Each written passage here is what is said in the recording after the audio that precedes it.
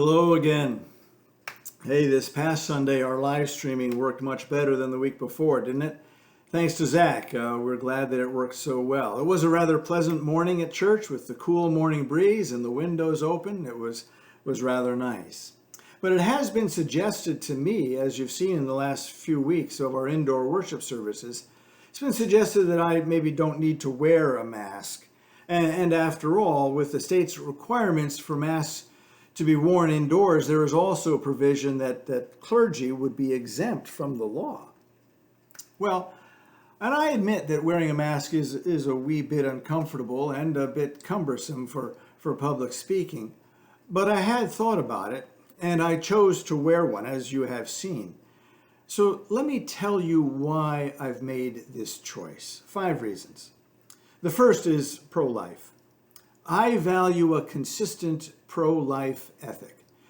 Human life is sacred, and protecting it and respecting the lives of others, whether they're vulnerable lives or strong lives, is important. And I realize that when I'm preaching, I'm for 15 minutes, 20 minutes, so I'm projecting my voice far beyond mere talking, and thus I would be contributing a reduction of the safety factor were I not wearing a mask in the sanctuary.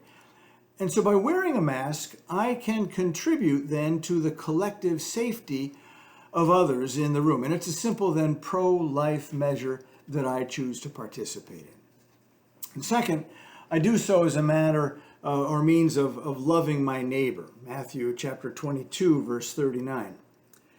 Mask guidance from the authorities and the experts has been inconsistent, and we probably won't know for sure what are the best practices and what's right and wrong in our efforts to stem COVID-19. But it is pretty well understood that wearing masks does slow the virus's spread. And so for me, as one who's called to love my neighbor as myself, wearing a mask, particularly in those enclosed indoor spaces, seems like a relatively easy way to practice caring for others. And even if it might not end up making a great big difference for others, I'd still much rather be on the side of a more protective measure than a less protective one. Third, out of respect for authorities, COVID-19, as you know, is a no-win situation. And so our state, though, in trying, has given us requirements that, while we may still question them, they are designed for public health, and they are for us and for others to follow. And as a reader of Romans 13 and also of Titus 3 verse 1 says, "Remind the people to be subject to rulers and authorities, to be obedient." I take that to mean to be law-abiding, to be ready to do whatever is good.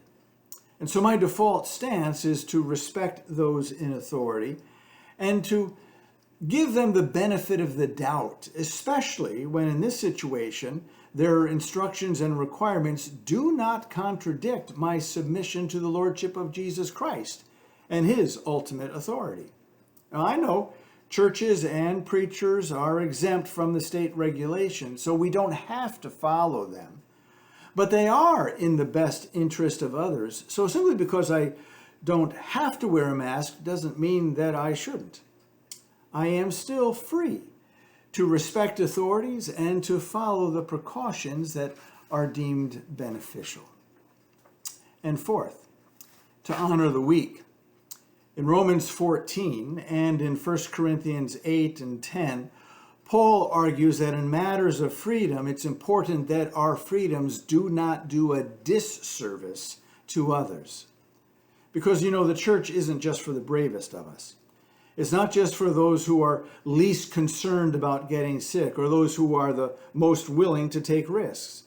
No, it's also a place to honor the weaker of our members and to provide a safe place for the vulnerable and to be welcoming those who are at risk.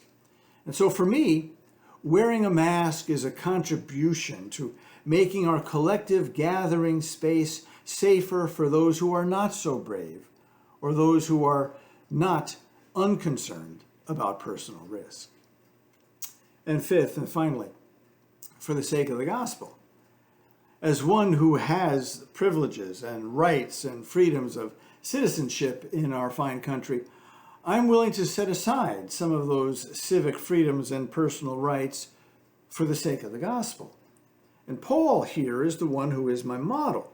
Paul in 1 Corinthians 8 and 9 was at peace to give up his personal freedoms for the sake of his being better able to love others and to be of service to others for the sake of his mission and for the purpose of the church. Now, we have at Second Church, we've been live streaming our in-church, in-sanctuary worship service. That means those services are publicly available, and I do not want a non-believer to look at our church as reckless or as non-caring, whose pastor puts his own freedoms and personal rights ahead of the health of the larger community.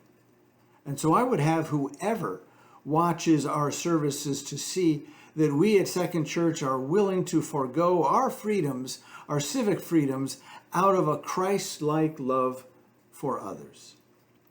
So if the small annoyance of wearing a mask can help not only save lives, but also demonstrate the selfless love of the church for others, then I'm glad to simply wear a mask.